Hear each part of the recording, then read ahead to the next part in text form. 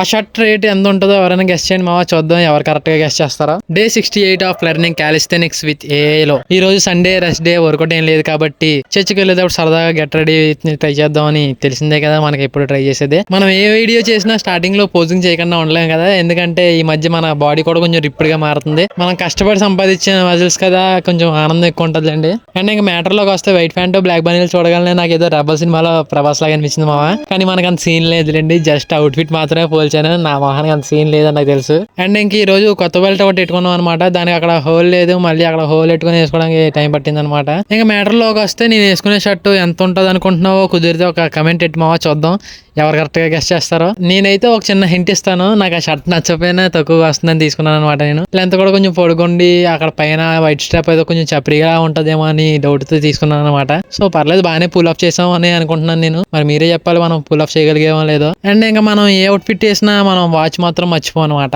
ఎందుకంటే out fit అనే కాదు, ఆఖరికి షార్ట్ అండ్ టీ షర్ట్ వేసుకున్నా కూడా వాచ్ కంపల్సరీగా ఉండాలి మనకి. మనకు చిన్నప్పటి నుంచి అదొక అలవాటు అనమాట. మా అమ్మకు కూడా వాచ్లు అంటే ఇష్టం అనమాట. మా అమ్మ వాళ్ళు అలా నాకు కూడా వాచ్ల మీద ఇష్టం పెరిగిపోయింది.